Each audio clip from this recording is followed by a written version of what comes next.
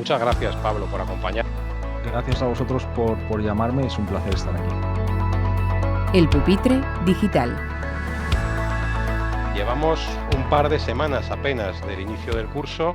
¿Qué valoración harías de estas primeras semanas en esta investigación que viene realizando, en esta observación, tanto del inicio del curso de España como en otros países? Bueno, pues lo definiría con la palabra preocupación por cómo se ha producido este inicio de los colegios y de las universidades ahora, dada la situación epidemiológica en la que se encuentra España en este momento, que tenemos unas incidencias acumuladas desbocadas, tenemos indicadores pues, que nos dicen que la epidemia está completamente fuera de control y entonces todo eso deriva en una preocupación a la hora de evaluar el por qué las autoridades están obligando a los padres a llevar a sus hijos a los colegios de forma presencial, cuando todos los consejos de la gente que sabe pues dicen que se deberían evitar en muchos casos pues que las clases fueran de forma presencial, ¿no? Y que se fomentara la educación online. Con lo cual la preocupación está ahí y vamos a ver lo que ocurre. Yo creo que todavía no estamos viendo el impacto de esa apertura de los colegios o de ese inicio. Creo que lo vamos a empezar a ver en un par de semanas. Las universidades hay muchas que están empezando ahora, con lo cual ese impacto yo creo que lo vamos a ver en 2-3 semanas. Y la verdad es que con lo que se acerca y con la situación en la que estamos, tengo bastante preocupación.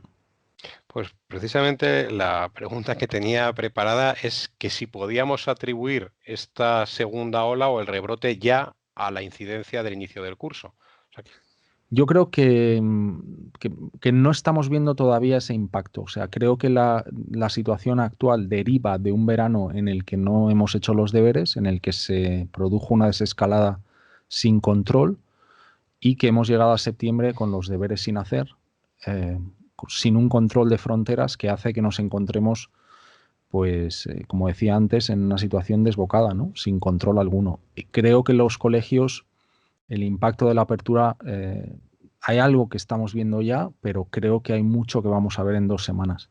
También tengo la percepción de que, y digo percepción porque recibo cada día cientos de correos, miles a la semana, intento responder todos, pero con casos concretos de padres.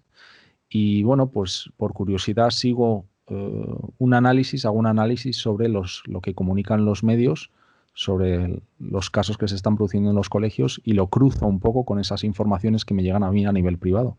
Y tengo la sensación de que hay muchas cosas que todavía no nos están contando y que no salen en la prensa. No sé muy bien por qué, pero tengo la intención de que no está saliendo a la luz todo lo que se está viendo en las clases. Pablo, precisamente la semana pasada, el viernes, el Ministerio hizo los primeros datos públicos, ofreció los primeros datos públicos donde se afirmaba que la incidencia era muy baja y que solamente era un 5%. Sin embargo, el profesor o el doctor Fernando Uribarri, en el programa Informe COVID, en el que también participabas, prácticamente dijo que, siendo pediatra, que sería raro que con estas cifras no hubiera un solo cole que no tuviera un caso, ¿no? Entonces, claro, ¿por qué otra vez volver a equivocarnos, ¿no? ¿Por qué otra vez los datos y el maquillar esos datos cuando vosotros, que fuisteis los primeros, podemos decir casi que anunciasteis casi al milímetro lo que iba a ocurrir, si va a llegar en 2 semanas? Bueno, yo tengo la sensación y efectivamente los datos que nos dabas así son, ¿no? El Instituto Carlos III, que publica estos informes semanales que yo he ido siguiendo a lo largo de toda la pandemia, pues uno puede ver que en este momento menores de 15 años contagiados a la semana en España hay casi 9.000 semanales. Entonces es muy difícil de creer que en los colegios, ese dato que proporcionaba el Ministerio la semana pasada, es muy difícil de creer ese porcentaje. De hecho, en Francia hay estudios ya publicados que 1/3 de todos los casos, de todos los brotes bajo investigación provienen de colegios y universidades. No hay absolutamente nada en España que no haga sospechar de algo similar. Y como decía, cuando uno analiza el informe Carlos III y ve el número de contagios de menores de 15 años en este país, es que todos los colegios tienen que tener contagios, absolutamente todos. Entonces, bueno, la consigna yo creo que es abrir los colegios porque sí. Y bueno, pues se está haciendo un poco, en mi opinión, a lo bruto. Y vamos a ver si no tienen que recular. Esa es mi, no quiero decir predicción, pero si las cosas siguen como están, cuando lleguen, bueno, ahora octubre, noviembre, va a ser muy complicado que las escuelas sigan abiertas porque creo que va a haber una explosión de casos. Esa es mi impresión. Pablo, hacías alusión a un dato que ha publicado, si no recuerdo mal, esta semana Le Monde en Francia. Así es. Esa es en Francia, el curso ha empezado un poco antes Mm. que en España. ¿Qué qué se está haciendo en otros países a nivel escolar que no se está haciendo aquí? También te consta también que un tema clave, ¿no? Que estás además incidiendo mucho en tus redes sociales, el tema de la ventilación, los filtros EPA, etcétera. ¿Te consta que se esté gestionando diferente esta vuelta al cole en otros países?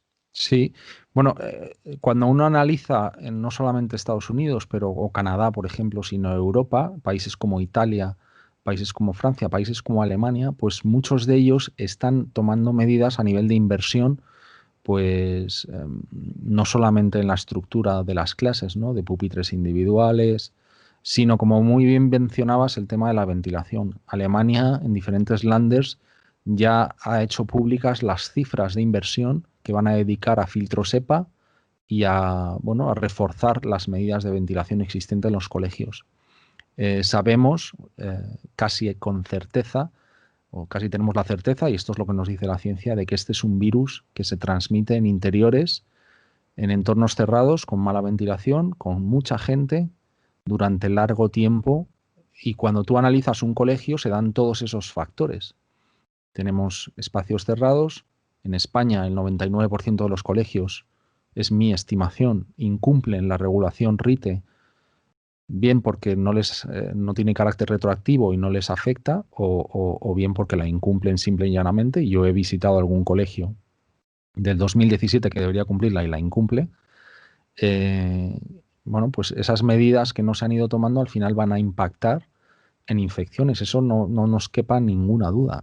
Entonces, que haya países como Alemania que se tomen esto en serio, que reconozcan ya el Instituto pues público alemán que está manejando el Robert Koch, ¿no? Alemán, ya admite que una de las principales vías de infección son los aerosoles, pues están actuando en consecuencia. Luego hay países en Europa que permiten un modelo híbrido donde tú puedes optar por ir a clases online o ir a clases presenciales o van alternando semanas online, semanas presenciales, ¿no? Yo creo que son medidas, por lo menos son propuestas que tienen sentido desde el punto de vista epidemiológico y de control de la infección y que en España en muchos casos pues no se están adoptando. En algunas instituciones privadas a nivel universitario que están más avanzadas sí es así, la universidad de mi hijo, por ejemplo, donde te dan esa opción de una semana virtual y otra semana presencial, y creo que en España deberíamos ser al menos más flexibles. Y luego, si quieres, hablamos del tema, yo lo diría claramente, el tema de la amenaza de que un padre o una madre que decía no llevar a su hijo o su hija al colegio, pues se le va a aplicar el protocolo de absentismo. A mí eso, cuando las autoridades en este país no han hecho absolutamente nada durante el verano para llegar a una situación controlada en septiembre, que ahora a los padres se les amenace con tomar medidas cuando debería existir el principio de la salud, ¿no? Y de la protección al menor, pues a mí me parece bastante increíble en un Estado democrático que eso se llegue incluso a mencionar. Ujú.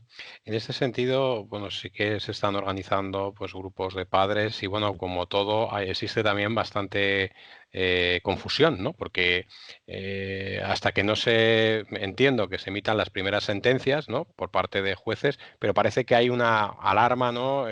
Y una confusión grande sobre qué prevalece el principio de educación o el de la salud, ¿no? Ujú. Has hablado, Pablo, del tema de los filtros EPA.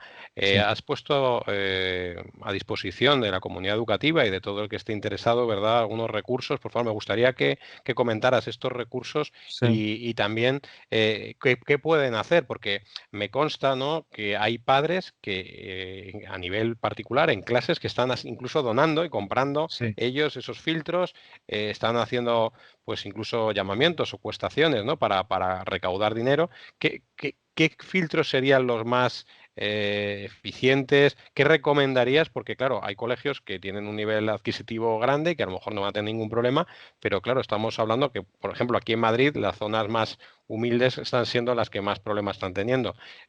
Háblanos, por favor, de los recursos y de Sí, qué se puede hacer, porque al final hay que buscar un poco la autoprotección, ¿no? Y sí. no esperar que venga todo de la consejería o del ministerio, sino qué pueden hacer los padres, qué pueden hacer los colegios también, los profesores, para protegerse también.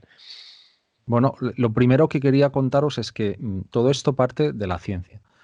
Yo he traído a mi programa y estoy en contacto con científicos de primer nivel mundial. Tenemos la ventaja, además, que uno de los expertos mundiales en el tema de aerosoles es el profesor José Luis Jiménez de la Universidad de Boulder en Colorado, que es uno de los 2, 3 mejores expertos del mundo en aerosoles y bueno, hemos trabajado mano a mano juntos para elaborar cosas que hemos puesto a disposición de, bueno, pues de la gente, de la gente, ¿no? Con el simple objetivo de echar una mano y de ayudar. Entonces, como bien nombrabas, yo voy desde diciembre que me metí en el tema del COVID, tengo archivos personales donde voy guardando toda la documentación y lo que he hecho es poner a disposición del público pues carpetas de la manera más organizada posible para que la gente pueda leer y para que la gente pueda adoptar medidas. Una de las cosas que comentaba son los filtros SEPA. ¿De dónde parte esto?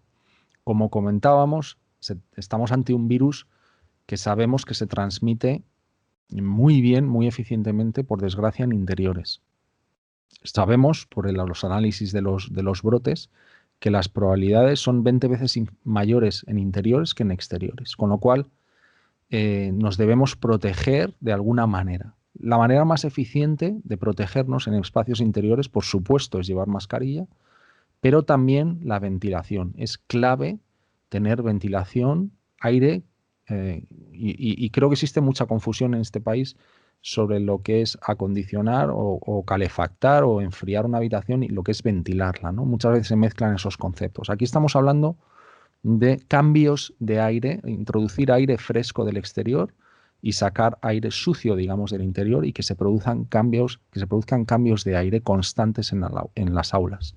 Esto está muy estudiado. El Instituto de Salud Pública de Harvard, junto con Colorado, que son expertos en aerosoles, han elaborado una guía en la que dicen que en aulas de unos 25 a 35 alumnos, en aulas de unos 50 metros cuadrados, como podrían ser las españolas, se tienen que producir 5 cambios de aire por hora para garantizar que se reducen los riesgos de infección por posibles aerosoles, ¿no?, que surjan. Una solución es abrir las ventanas y generar corrientes. Por supuesto, la solución ideal es invertir en acondicionamiento, invertir en extractores e intractores, pero en España, lamentablemente, pues porque tenemos una estructura de colegios e institutos muy antigua y el protocolo que existe o la regulación que existe a día de hoy, que es el RITE, pues no aplica a colegios que hayan sido hechos antes del 1998, pues la situación de ventilación es muy deficiente. Entonces, ¿la solución cuál sería? La solución principal sería abrir las ventanas y puertas y que hubiera una ventilación cruzada permanente, de tal manera que las aulas tuvieran aire exterior en todo momento, ¿no? Claro, eh, ¿cómo medimos eso? Lo que no se mide no se puede corregir. Entonces, la manera más fácil de medirlo es con un detector de CO2 en el que tú acudes al aula, primero lo calibras en el exterior, porque eso además es lo que dice la regulación española, que debes calibrarlo en el exterior, y luego entras en un aula y si ves en un colegio, en un instituto, no debería pasar de las 900 partículas por millón, más o menos. En las aulas que yo he tenido, la oportunidad de entrar, he llamado a muchos colegios para nuestro informe COVID en televisión, he hecho estudios de campo, hay muchos que no me han dejado entrar, pero otros sí. ¿Qué es lo que me encuentro? Que las aulas están prácticamente todas por encima de 900, 1000 hasta 2000. No solamente lo digo yo, la Unión Europea financió un estudio que la gente lo puede consultar, del 2019, es decir, de anteayer, el estudio del Hill, en el que fueron por diferentes colegios europeos y acudieron a 12 colegios de Madrid. 11 colegios de Madrid resultaron con unos valores absolutamente terribles, ¿no?, de ventilación. Entonces, ¿qué es lo que podemos hacer? Abrir ventanas, generar corrientes. Muchos nos van a decir, oye, hace mucho frío, ahora viene el invierno. Claro,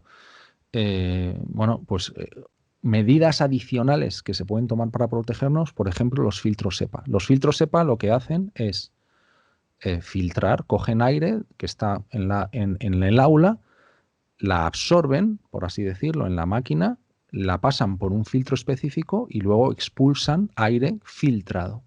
Ese filtro, si hubiera virus en el aire, pues se quedaría pegado al filtro y evitaríamos que se produjesen contagios. Lo más importante a la hora de adquirir un filtro EPA, y mucha gente me pregunta, Pablo, oye, este modelo, este otro, y digo, mirad, hemos puesto a disposición de la gente, y esto está en el Dropbox, una calculadora para que la gente busque el modelo que mejor se adecue a su situación particular. ¿Por qué esto es importante? Porque, claro, no es lo mismo estar en un aula que tiene 10 metros o 15 metros cuadrados que estar en un aula que tiene 50 o 60 metros cuadrados. Con lo cual, la calculadora, metiendo solamente 3 simples numeritos, 1 es la superficie en metros cuadrados del aula, 2, la altura del suelo al techo, y 3, qué tipo de ventilación tienes en este momento, si es muy mala, si es buena, si es regular. Solamente metiendo estos 3 factores te da una tasa, que es la denominada CADR, que es la que cualquier fabricante de filtros debe proporcionar. Entonces, tú sabes, si esa tasa, digamos, son 387, que tienes que adquirir una máquina, un filtro EPA, que como mínimo tenga una tasa CADR de 387. Porque eso sabes que en tu aula va a ser efectiva. Y va a ser efectiva porque va a proporcionarte 5 cambios de aire por hora. Esa es una medida que te permite no abrir las ventanas. Te ayuda, pero lo ideal sería también tener ventilación extra. Igual de importante es tener mascarillas, igual de importante es respetar la distancia. A mí me gusta mucho utilizar un ejemplo, que es que cuando nosotros nos compramos un coche, buscamos todas las medidas de seguridad posibles. Buscamos que la carrocería sea deformable, que los cinturones sean pretensados, ABS, airbag, cortinas de airbag, cuanto más mejor. Pues con el virus debemos pensar de igual manera. Las mascarillas nos ofrecen un grado de protección. Si además ventilamos, tenemos mejor protección. Si además tenemos un filtro EPA, llegará un punto en el que metiendo todas esas medidas estemos muy, muy seguros de que es prácticamente imposible contagiarse. Y por eso estamos haciendo tanto hincapié en el tema de los filtros EPA. Mucha gente nos dice, oye, ¿tenéis algún interés? Yo no tengo interés ninguno.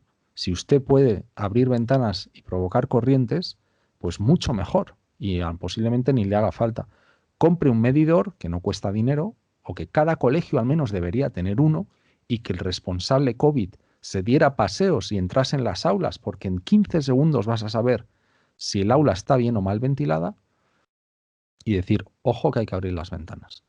Entonces, con una inversión muy pequeñita, porque un filtro pues te puede costar 200, 300, si es un aula enorme, pues te va a costar un poco más, y con un medidor de CO2 que te puede costar 80 euros, por 300 euros puedes tener un sistema de protección muy importante.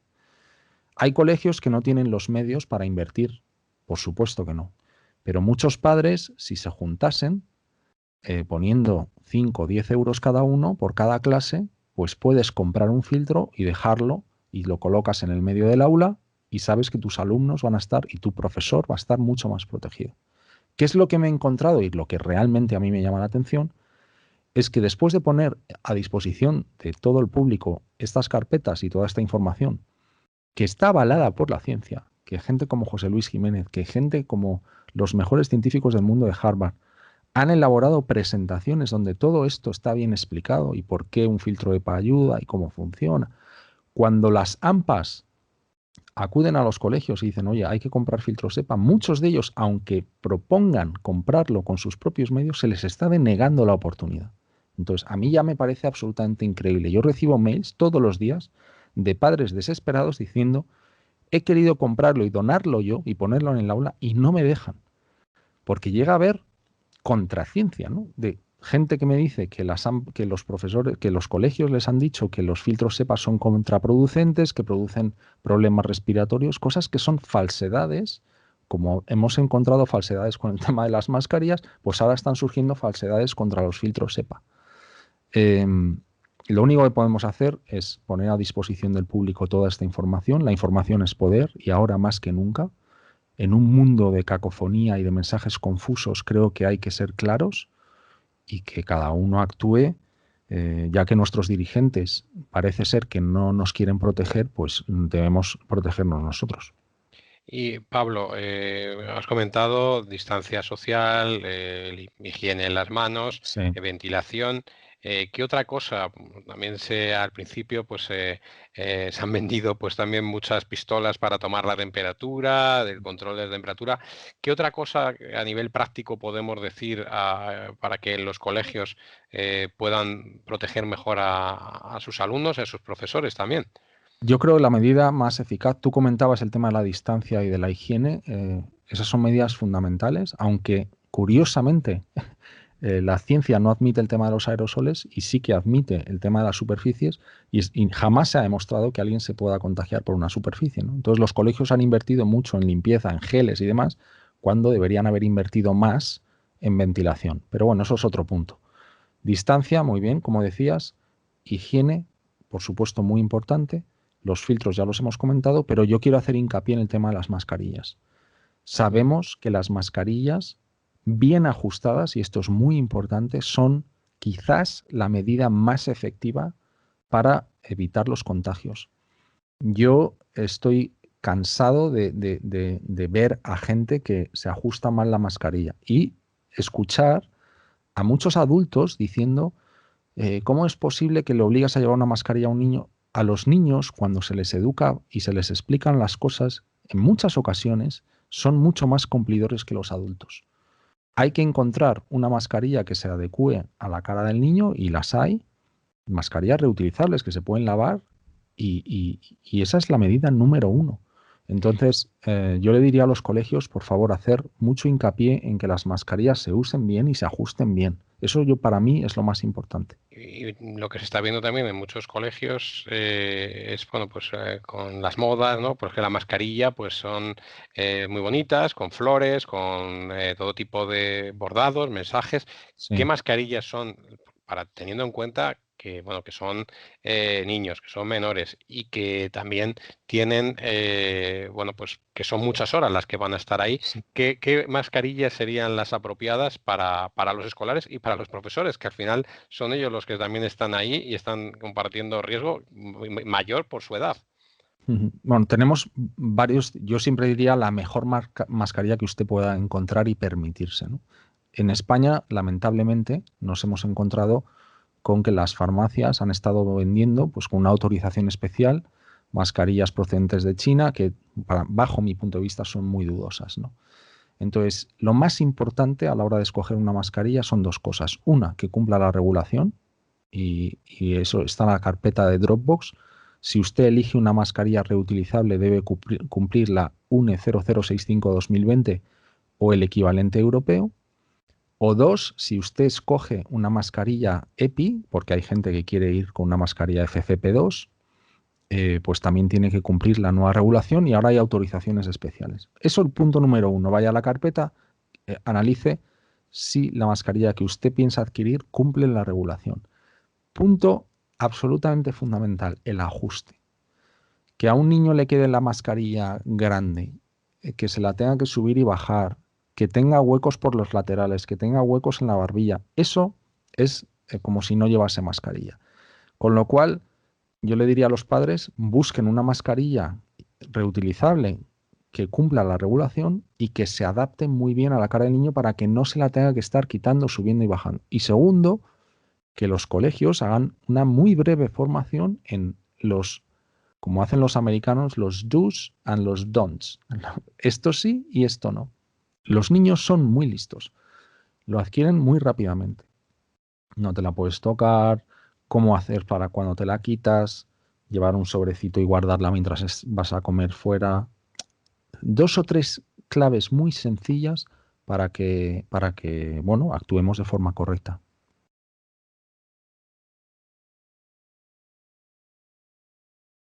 No te oigo ahora. Perdón, Ahora Pablo.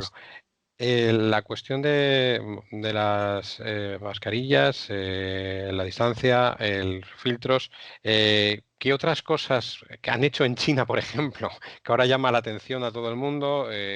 Tú sí, conoces China porque has podido trabajar, estás en contacto con gente allí. ¿Qué milagro se ha obrado allí para que los centros sí. educativos hayan reabierto? Se está viendo incluso fiestas, festivales. Sí. ¿Qué están haciendo Esto, allí sí, en tan poco esto es tiempo? muy, claro, esto es muy difícil de explicar a 12.000 kilómetros de distancia y sobre todo para la gente que no haya, pues, no conozca muy bien la cultura china o no haya vivido allí, ¿no? Como bien decías, yo he vivido en China, trabajo mucho con China y tengo muchos amigos allí. ¿Qué es lo que han hecho los chinos? Bueno, pues hay que tener en cuenta todas las medidas, ¿no? Lo primero, cuando vemos esas fiestas que tú comentabas en Wuhan, de este verano, de gente sin mascarilla, con disjockeys en un parque acuático, tenemos que tener en cuenta que Wuhan ha hecho PCRs a 11,2 millones de habitantes. Es decir, todos los habitantes de Wuhan se les ha hecho una PCR. Con lo cual, tú sabes, tienes la certeza absoluta que esa gente está contagiada o no. En este caso no, ¿no? Ellos han controlado las fronteras y tienen un seguimiento bueno, primero con cuarentenas, PCRs obligatorias, con lo cual están evitando los casos importados. Entonces, si tú haces test a toda la población y dan negativo, controlas la importación de casos, pues tienes un control de la infección prácticamente absoluta. Aparte de eso, todo ciudadano chino debe obligatoriamente tener una aplicación en el teléfono en la que estás permanentemente geolocalizado y tú sabes, si tú sales de tu zona o tú ejerces un viaje, las autoridades saben perfectamente dónde has estado. Si en esa zona se ha producido un mini brote, tú vas a recibir una especie de una notificación y a ti no se te va a dejar moverte por haber estado en unas de esas zonas peligrosas, con lo cual se ejerce un control sobre la población, pues a nivel de geolocalización con ese tipo de aplicaciones pues que te permiten controlar. Entonces, el régimen comunista chino es algo que yo nunca defenderé, pero para manejar una pandemia, el tener todas esas herramientas a mano y una población sometida, bueno, pues que el uso de esa aplicación sea obligatoria, pues te ayuda, ¿no? Entonces, si hay algo positivo dentro de todo lo negativo de ese régimen, pues es esto, ¿no? Y eso es lo que les ha permitido manejar. Y el abrir ahora colegios sin prácticamente tener ningún caso. Si tú controlas la importación y no tienes casos en el país, pues tienes las cosas bajo control. Lo mismo ha ocurrido en Nueva Zelanda, no nos tenemos que ir a China, ¿no? Y el caso paradigmático mundial, del que poco se habla por ese conflicto, es el de Taiwán. Cuando uno analiza las medidas de Taiwán, pues uno entiende por qué tienen todas las cosas bajo control.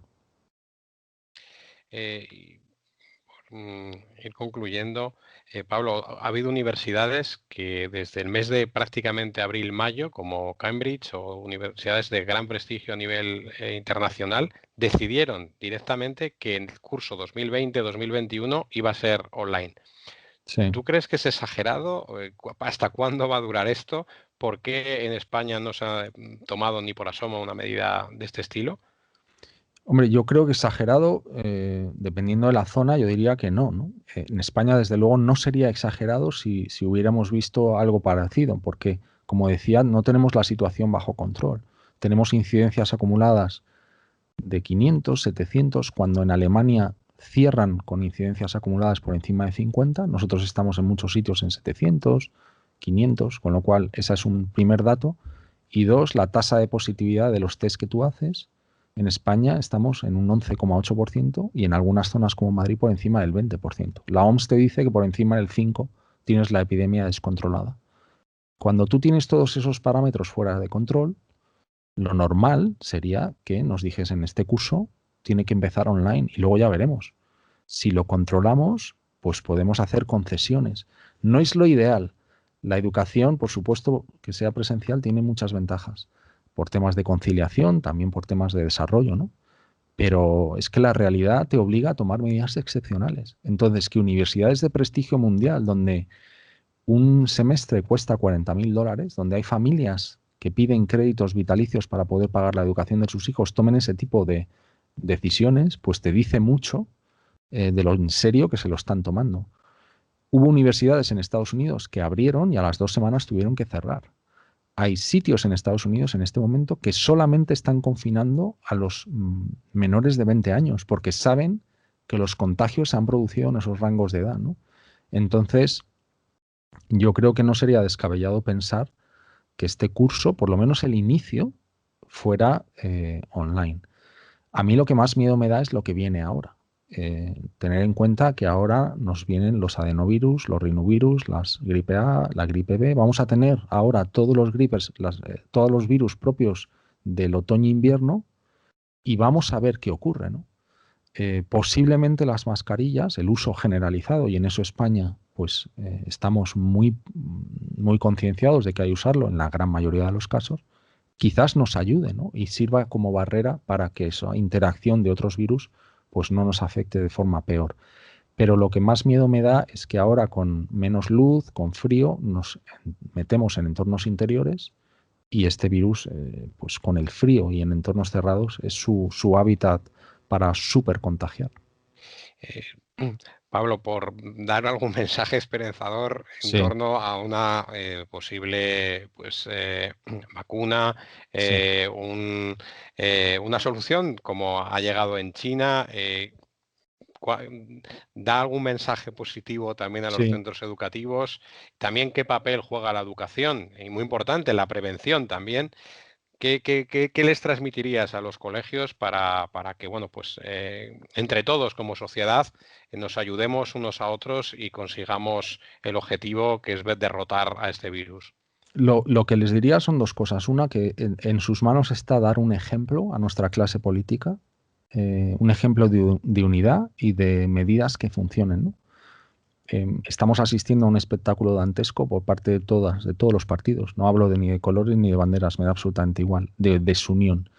Y creo que la comunidad educativa debería unirse y debería tomar medidas basadas en la ciencia que les ayude a manejar la pandemia pues de una manera efectiva. Y esas herramientas son las que hemos compartido. Entonces, que las usen.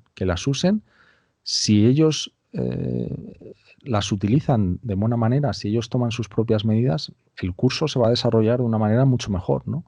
Entonces creo que en sus manos está pues también el educar a nuestra juventud y a nuestra infancia y decirles, oye, ¿por qué es importante hacer esto? Y en nuestra mano está cambiar las cosas. Eso absolutamente, desde luego. Esto no va a depender de nadie más que de nosotros. Y si nuestros políticos deciden estar pegándose y demás, nosotros tenemos que dar un paso adelante y ¿quién mejor que la comunidad educativa para hacerlo, ¿no? Pues la última pregunta con la que cerramos siempre va a ser un poco atípica porque Sí. eres nuestro primer invitado que no es, digamos, un directivo o un profesional de la educación, pero siempre cerramos con esta pregunta. ¿Cómo crees que es el mejor centro educativo del mundo? ¿Cómo lo visualizas? Y más en este entorno. Pues igual os doy también una respuesta atípica. Para mí el centro educativo ideal es aquel que fomenta la curiosidad, aquel que permite que se sale un poco de los parámetros establecidos y de los programas y que permite que la gente curiosa tenga un entorno en el que crecer y desarrollarse. Pues Pablo, muchísimas gracias. Ha sido Muchas un gracias a placer vosotros. y un lujo contar con tu presencia en el pupitre digital en Éxito Educativo. Y nada, pues a seguir informando y a seguir contribuyendo entre todos a hacer los centros educativos, bueno, la sociedad en su conjunto más segura y los centros educativos, por lo que nos toca a nosotros, los lugares más seguros posibles para nuestros menores y también para los profesionales que trabajan en ello. Muchas Muchas gracias. gracias, Pablo. Gracias.